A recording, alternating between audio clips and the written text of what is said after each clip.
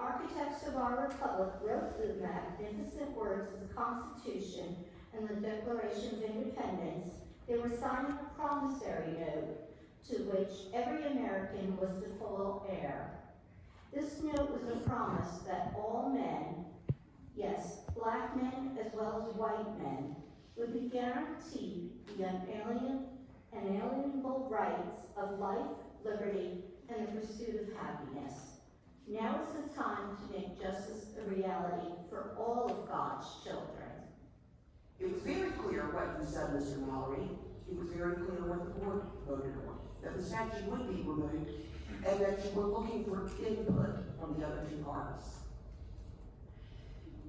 Then about a week later, Statesville Record and Landmark runs the news that at the GOP meeting, Mr. Mallory totally took a step back and contradicted everything he said at that meeting.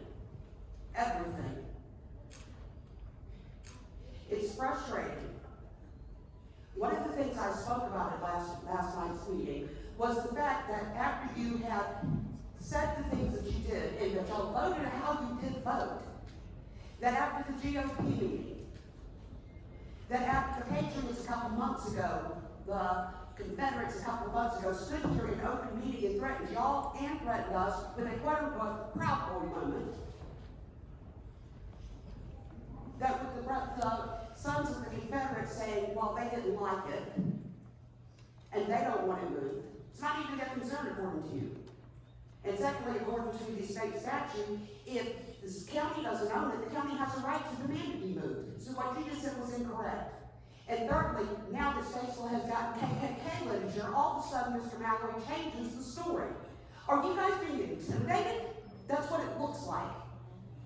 And as far as the KKK literature goes, 2 weeks ago, the night of y'all's meeting, we had a noose thrown at us, along with KKK literature in sheets. We reported that to the police. And then the KKK literature is being tossed around the city of Statesville and the county as well. So it is the county's concern about this literature. One of the things that happened as a result of that is one of the ladies, a lady of color, who was outspoken about the statute and on TV about the statute, had that literature placed at her door, and our chief of police told the victim to throw away the evidence he had a trunk full. And yes, this is the county meeting, but it is your concern as well because the city of Statesville is part of the county. Thank you. I'm Steve Shoemaker, 410 Glen Eagles Road. County Commissioners, Chairman Mallard, thank you for the privilege of speaking. I am pastor of Grace Baptist Church in Statesville. I was born maybe too many years ago to mention at Davis Memorial Hospital here in Statesville. Both sets of my grandparents lived here, and my mother's father, Reverend Holland, was a pastor at Front Street Baptist. I pass my father's grave at Oakwood Cemetery every week, as I did tonight on the way to the meeting, so Statesville is dear to me. As a Christian minister, I support the relocation of the Confederate monument. The honoring of the dead is an important act of human reverence. And when this monument was erected over a century ago, many in the community knew personally many who had died in the Civil War.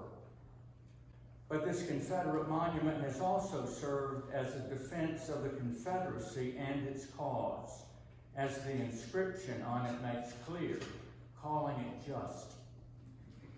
As such, it has caused through the years and still today great anguish to people of color in our community and deep moral distress for many more in our community, regardless of race or religion.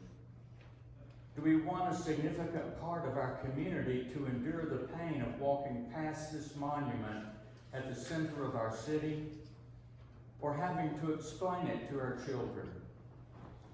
The Hebrew and Christian scriptures call people of faith to love our neighbor. It would be an act of the love of neighbor to relocate. The Apostle Paul said that we are all members of one another. We are all members of one another in this community. When one part of the body hurts, the whole body hurts. The healing of one part of the body promotes the healing of the whole body. For these reasons, I support the relocation of the monument. And because it supports the cause of the Confederacy, I hope it will not be placed on county or city property. It would be an act of healing injustice for it to be moved. Thanks deeply for your time. Good afternoon, everyone. I'm here this afternoon because I wanted the truth. And that is because you hear so many different stories and things, and I also wanted to see where our county commissioner was going. We heard there was a 4-2 vote, then we heard it was a 4-1 vote. In that aspect, now we heard that the monument was going to be moved to a place where it would be most appreciated. So there was not going to be a turn down, it was going to be placed where we can find some type of diversity, that every voice would be heard. Every person has a right, and that was taken away. There was only one voice heard, and that's not acceptable. When you make a vote, you stick to that vote, and you do right, because this is greater than just one group of people, because you're dealing with a society and a community, and you're dealing with families and emotions. How do we stop this transition? Is when we unite together and reason together. Not that I'm greater than you or I'm lesser than you, but we come together to do what we need to do and preserve our city, our county, because we work together, we interact together, and we have to learn how to reason together even when we dislike things. And I don't see it happen. Because the conversation that you and I had, Mr. Mallory, was the fact that this was going to be moved, and I was pleased. I am not pleased tonight, and I have a different emotion. I'm not trying to be boisterous, nor am I walking around trying to act like, I'm black and I'm going to do what I'm going to do. That's not me. I believe bring to the table.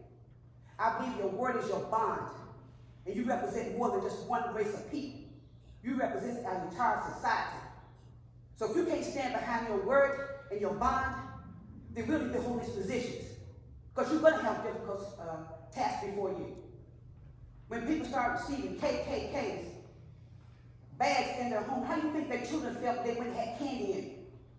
This is bigger than that. And believe you me, I'm not here as a councilwoman. I'm here as a citizen and a black woman and a family that's gone through enough struggle to realize, and I have biracial children and a family, and I love people. And my family's connected with black, whites, and all nationalities. But I refuse to allow anybody take that integrity from me. And I'm not intimidated, and I will not be intimidated, and the city of Space will not be intimidated, and our people will not be intimidated.